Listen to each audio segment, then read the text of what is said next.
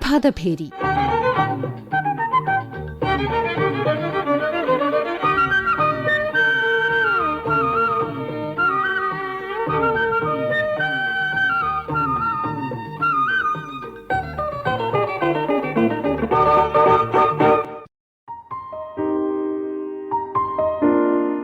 Prime minister schools for rising India എന്ന PM Shri പദ്ധതിയിൽ ചേരുന്നതിനായി കേരള സർക്കാർ അടുത്തിടെ കേന്ദ്ര വിദ്യാഭ്യാസ മന്ത്രാലയവുമായി ഒരു ധാരണാപത്രത്തിൽ ഒപ്പുവച്ചു. പദ്ധതിയെക്കുറിച്ചും 2020 ദേശീയ വിദ്യാഭ്യാസ നയവുമായും വളരെ കാലമായി എതിർപ്പ് പ്രകടിപ്പിച്ചിരുന്ന ഇടതുപക്ഷ ജനാധിപത്യ മുന്നണിയുടെ നയപരമായ മാറ്റമാണിതെന്ന് വിമർശിക്കപ്പെടുന്നു.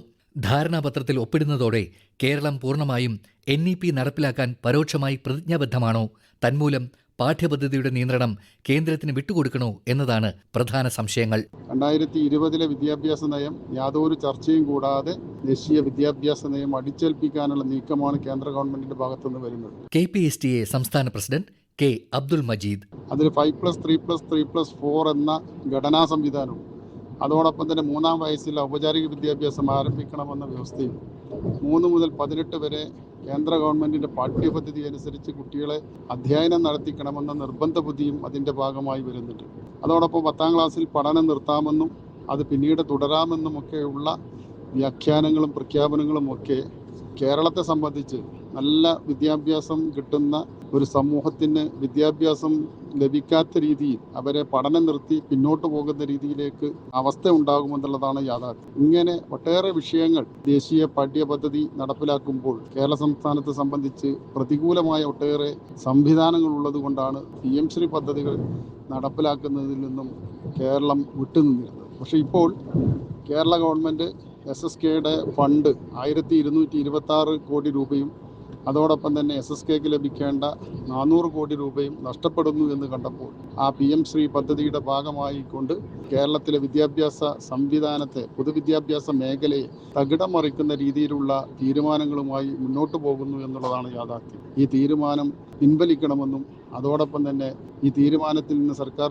പിൻവാങ്ങിയില്ലെങ്കിൽ കേരളത്തിലെ നാളുകളിൽ വളർന്നു വരുന്ന സമൂഹം അത് ജനാധിപത്യ മതേതര സോഷ്യലിസ്റ്റ് സങ്കല്പങ്ങൾക്ക് വിരുദ്ധമായി ഒരു മതാധിഷ്ഠിത വിദ്യാഭ്യാസം ലഭിക്കുന്ന സാഹചര്യത്തിലേക്ക് വരികയും അതോടൊപ്പം തന്നെ ചരിത്ര അപനിർമ്മിതി നടത്തിക്കൊണ്ടുള്ള വിദ്യാഭ്യാസം കേരളത്തിലെ വിദ്യാലയങ്ങൾ പഠിപ്പിക്കേണ്ട സാഹചര്യം വരും എന്നുള്ളതും യാഥാർത്ഥ്യമാണ്. അതുകൊണ്ട് ഈ PM ശ്രീ പദ്ധതിയിൽ നിന്ന് സർക്കാർ പിന്തിരിയണമെന്നാണ് KPSTക്ക് ആവശ്യപ്പെടാനുള്ളത്. സ്കൂളുകളിൽ മതേതരവും ഭരണഘടനാപരവുമായ മൂല്യങ്ങളിൽ വിട്ടുവീഴ്ച ചെയ്യാൻ സാധ്യതയുള്ള ഒരു ആഖ്യാനം അവതരിപ്പിക്കാൻ PM ശ്രീ ഉപയോഗിച്ചേക്കാമെന്നതാണ് ഘടകകക്ഷികൾ തന്നെ ഉയർത്തുന്ന വിമർശനം. ബഹുസ്വരതയുടെയും ജനാധിപത്യത്തിന്റെയും മതേതരത്വത്തിന്റെയും ഒക്കെ വലിയ പാരമ്പര്യമുള്ള, അതിനെയൊക്കെ അടിസ്ഥാന ചിലകളായി സ്വീകരിച്ചിട്ടുള്ള രാജ്യത്ത് അതിനനുസരിച്ചുള്ള വിദ്യാഭ്യാസ സംവിധാനങ്ങളാണ് പിന്നീട് വന്നത്.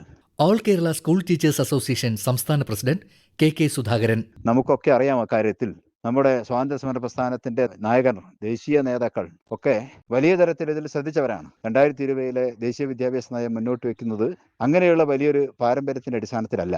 അത് കുറെ കൂടി ഇടുങ്ങിയതും സഹിഷ്ണുതയില്ലാത്തതും അനാചാരങ്ങളെയും അന്ധവിശ്വാസങ്ങളെയൊക്കെ ശാസ്ത്രസത്യങ്ങളെയൊക്കെ തരത്തിലേക്ക് കാണിച്ചുകൊണ്ടുള്ള അതിന്റെ കൂടി ബലത്തിലാണ് അത് രൂപം കൊണ്ടത്. ദേശീയ വിദ്യാഭ്യാസ നയത്തെ ഷോക്കേസ് ചെയ്യുന്ന പദ്ധതി തന്നെ PM ശ്രീ ആണെങ്കിലും PM ശ്രീയിലെ 1,10,00,000 രൂപ വീതം ഒരു ബ്ലോക്കിലെ 2 വീതം സ്കൂളുകൾക്ക് കൊടുക്കുന്ന സാമ്പത്തിക സഹായത്തിന്റെ അടിസ്ഥാനത്തിലല്ല. സാമ്പത്തിക സഹായത്തിനേക്കാളും വലിയ സാമ്പത്തിക സഹായങ്ങൾ കേരളത്തിലെ വിദ്യാലയങ്ങൾ കിട്ടിയതാണ്. പൊതുവിദ്യാഭ്യാസ സംരക്ഷണ യജ്ഞത്തിന്റെ അടക്കം ഭാഗമായി MOU പ്രകാരം ദേശീയ വിദ്യാഭ്യാസ നയം നടപ്പാക്കാനുള്ള പദ്ധതി എന്ന നിലയ്ക്ക് ഇതിനെ മുന്നോട്ടുകൊണ്ടുപോകുന്ന കാര്യത്തിലാണ് എല്ലാവർക്കും ആശങ്കയുണ്ടാക്കുന്നത്. പദ്ധതിയിൽ ഉൾപ്പെടുന്ന സ്കൂളുകൾ നവീകരിക്കപ്പെടുകയും നവീകരണത്തിനുള്ള മാനദണ്ഡങ്ങളായി വർത്തിക്കുകയും ചെയ്യും. കൂടുതൽ ഫ്ലെക്സിബിൾ പാഠ്യപദ്ധതി, നൈപുണ്യ അധിഷ്ഠിത പഠനം, ആധുനിക അധ്യാപന രീതികൾ എന്നിവ പദ്ധതിയുടെ ഭാഗമാണ്.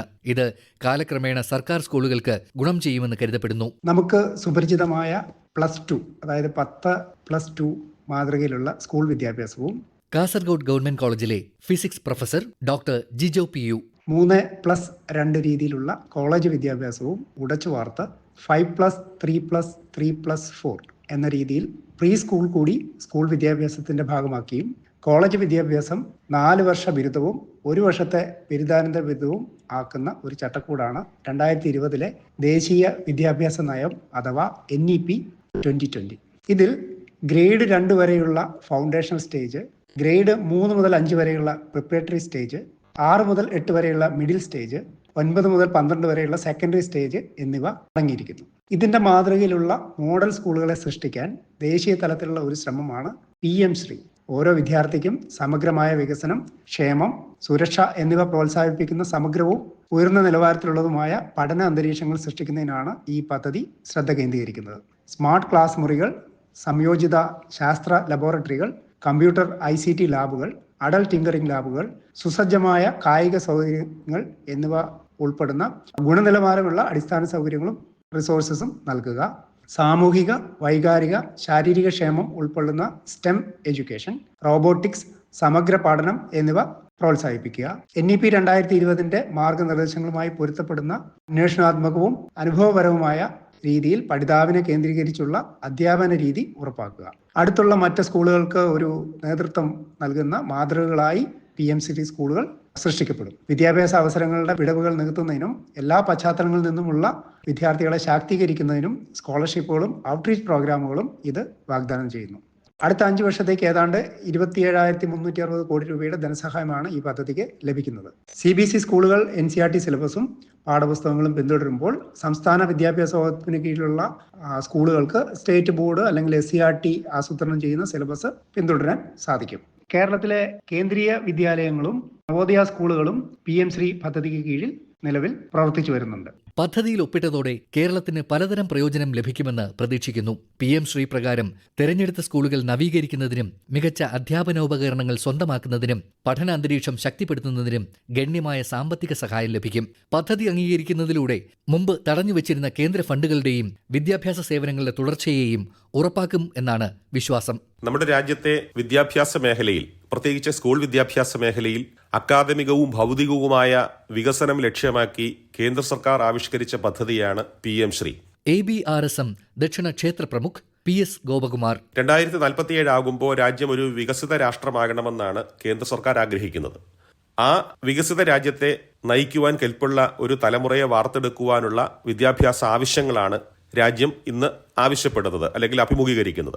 അത്തരം ആവശ്യങ്ങളെ മുൻനിർത്തിക്കൊണ്ട് 2047 വിദ്യാഭ്യാസ ആവശ്യങ്ങൾ നിറവേറ്റുന്നതിന് കേന്ദ്ര സർക്കാർ പ്രഖ്യാപിച്ച ദേശീയ വിദ്യാഭ്യാസ നയത്തിന്റെ മാതൃകാ വിദ്യാലയങ്ങൾ രാജ്യത്തെ മുഴുവൻ ബ്ലോക്കുകളിലും ആരംഭിക്കുക എന്നുള്ള ഉദ്ദേശത്തോടു കൂടിയാണ് 3.5 വർഷം മുൻപ് 2022 കേന്ദ്ര സർക്കാർ PM ശ്രീ എന്ന പേരില് പദ്ധതി പ്രഖ്യാപിച്ചിട്ടുള്ളത്. ഏതാണ്ട് 26,000-ലധികം കോടി രൂപയാണ് ഇതിനുവേണ്ടി കേന്ദ്ര സർക്കാർ ബജറ്റിലൂടെ വകയിരുത്തിയിട്ടുള്ളത്. ഈ തുക നമ്മുടെ രാജ്യത്തെ ഗ്രാമങ്ങളിലടക്കം സാധാരണക്കാരായ വിദ്യാർത്ഥികൾക്ക് പ്രയോജനപ്പെടുന്ന തരത്തിൽ ഉപയോഗപ്പെടുത്തുക എന്നുള്ളതാണ് ഓരോ സംസ്ഥാനങ്ങളും ഏറ്റെടുത്തിട്ടുള്ള ദൗത്യം. നിർഭാഗ്യവശാല് നമ്മുടെ സംസ്ഥാനം കഴിഞ്ഞ 3.5 വർഷം ഈ പദ്ധതിയോട് മുഖം തിരിഞ്ഞു നിൽക്കുകയാണ് ചെയ്തത്. എന്നാൽ ഇപ്പോൾ ആ പദ്ധതിയുടെ ഗുണം മനസ്സിലാക്കുകയും ആ പദ്ധതിയോട് ചേർന്ന് പോകാനുള്ള തീരുമാനമെടുക്കുകയും ചെയ്തു എന്നുള്ളത് തികച്ചും സ്വാഗതാർഹമായ ഒന്നായി ഞാൻ കാണുന്നു. പദ്ധതിയിൽ ചേരുന്നത് കേരളത്തിന്റെ പാഠ്യപദ്ധതി അംഗീകാരം ഉപേക്ഷിക്കുകയല്ലെന്ന് പൊതുവിദ്യാഭ്യാസ മന്ത്രി ശിവൻകുട്ടി പറയുന്നു. സംസ്ഥാനം പാഠപുസ്തകങ്ങൾ രൂപകൽപ്പന ചെയ്യുന്നത് തുടരുകയും അതിന് അക്കാദമിക് കാഴ്ചപ്പാട് നിലനിർത്തുകയും ചെയ്യുമെന്നും ധാരണാപത്രം എപ്പോൾ വേണമെങ്കിലും പിൻവലിക്കാൻ അനുവദിക്കുമെന്നും അദ്ദേഹം അഭിപ്രായപ്പെടുന്നു. PM ശ്രീ പദ്ധതി സംബന്ധിച്ച് അക്കാദമിക ചർച്ചകളെ സ്വാഗതം ചെയ്യുകയാണ്. വിദ്യാഭ്യാസ വകുപ്പ് മന്ത്രി V. ശിവൻകുട്ടി. 2016 ആരംഭിച്ച പൊതുവിദ്യാഭ്യാസ സംരക്ഷണ യജ്ഞത്തിലൂടെ കേരളം കൈവരിച്ച നേട്ടങ്ങളെയും പാഠ്യപദ്ധതി പരിഷ്കരണം ഉൾപ്പെടെയുള്ള പ്രവർത്തനങ്ങളെയും തകർക്കുന്ന ചർച്ചകൾ ഗുണകരമല്ല. ദേശീയ വിദ്യാഭ്യാസ നയ 2020 വർഗീയവും ഭരണഘടനാ വിരുദ്ധവുമായ രാഷ്ട്രീയ ഉള്ളടക്കത്തെയും അതിലൂടെ അടിച്ചേൽപ്പിക്കുന്ന പാഠ്യപദ്ധതിയെയും കേരളം ശക്തമായി നിരാകരിക്കുന്നു. എന്നാൽ നമ്മുടെ കുട്ടികളുടെ ഉന്നത വിദ്യാഭ്യാസ തൊഴിൽ സാധ്യതകൾക്ക് ഗുണകരമാകുന്ന സാങ്കേതികവും അക്കാദമികവുമായ നിർദ്ദേശങ്ങൾ സൂക്ഷ്മമായി വിലയിരുത്തി മാത്രം നടപ്പിലാക്കും. കേരളത്തിന്റെ വിദ്യാഭ്യാസ പുരോഗതിയോളം വളരാത്ത ദേശീയ നയത്തിലെ നിർദ്ദേശങ്ങൾ നമുക്ക് അനിവാര്യമല്ല. മറിച്ച് നമുക്ക് അനുയോജ്യമായവ മാത്രമേ പരിഗണിക്കേണ്ടതുള്ളൂ. PM ശ്രീ പദ്ധതിയിൽ ഒപ്പുവെച്ചത് കേന്ദ്ര സർക്കാർ തടഞ്ഞുവെച്ച 1,400 കോടിയിലധികം രൂപയുടെ സമഗ്ര ശിക്ഷാ ഫണ്ട് നേടിയെടുക്കാൻ മാത്രമാണ്. 40 ലക്ഷത്തിലധികം വരുന്ന നമ്മുടെ കുട്ടികളുടെ വിദ്യാഭ്യാസ അവകാശങ്ങൾ സംരക്ഷിക്കാനുള്ള ഉത്തരവാദിത്വ ബോധം കൊണ്ടാണ് ഈ തീരുമാനമെടുത്തത്. PM ശ്രീ പദ്ധതിയുടെ പേരിൽ കേരളത്തിന്റെ തനത് പാഠ്യപദ്ധതി അടിയറ വയ്ക്കേണ്ടി വരും എന്ന വാദം തികച്ചും അവാസ്തവമാണ്.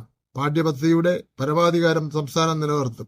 NCERT പാഠഭാഗങ്ങൾ വെട്ടിമാറ്റിയപ്പോൾ അഡീഷണൽ പാഠപുസ്തകങ്ങൾ നൽകി പഠിപ്പിച്ചതുപോലെ അക്കാദമിക കാര്യങ്ങളിൽ സംസ്ഥാനം വിട്ടുവീഴ്ചയില്ല. കേരളത്തിന്റെ മതനിരപേക്ഷവും ജനാധിപത്യപരവുമായ വിദ്യാഭ്യാസ അന്തരീക്ഷം സംരക്ഷിച്ചുകൊണ്ട് കുട്ടികളുടെ ഭാവിക്ക് വേണ്ടിയുള്ള തീരുമാനങ്ങളുമായി വകുപ്പ് മുന്നോട്ട് പോകും. കേരളം PM ശ്രീ പദ്ധതിയിൽ ഒപ്പിട്ടത് നയപരമായ സ്വയംഭരണം, പ്രത്യയശാസ്ത്രപരമായ ആശങ്കകൾ എന്നിവയെക്കുറിച്ചുള്ള ചർച്ചകൾക്ക് തുടക്കമിട്ടിട്ടുണ്ട് എങ്കിലും ഏതൊരു വിദ്യാഭ്യാസ സംരംഭത്തിനും പിന്നിലെ യഥാർത്ഥ ലക്ഷ്യം വിദ്യാർത്ഥികളുടെ ക്ഷേമവും വളർച്ചയുമാണെന്ന് ഓർമ്മിക്കേണ്ടതുണ്ട്. പദ്ധതികൾ എത്ര ഫലപ്രദമായി മികച്ച ക്ലാസ് മുറികളിലേക്കും ശാക്തീകരിക്കപ്പെട്ട അധ്യാപകരിലേക്കും കുതുകികളായ യുവ മനസ്സുകളിലേക്കും വിവർത്തനം ചെയ്യപ്പെടുന്നു എന്നതാണ് പ്രധാനം. സുതാര്യമായും പ്രാദേശിക സംവേദനക്ഷമതയോടെയും നടപ്പിലാക്കിയാൽ PM ശ്രീ ഒരു രാഷ്ട്രീയ പ്രതീകമാകുന്നതിന് പകരം കേരളത്തിലെ വിദ്യാഭ്യാസ നിലവാരം ഉയർത്തുന്ന ഒരു പ്രായോഗിക ഉപകരണമായി മാറാം. വിദ്യാർത്ഥികളുടെ പുരോഗതിയും പ്രചോദനാത്മകമായ ഒരു പഠന അന്തരീക്ഷവും സൃഷ്ടിക്കാൻ PM ശ്രീ പദ്ധതി പ്രയോജനപ്പെടട്ടെ.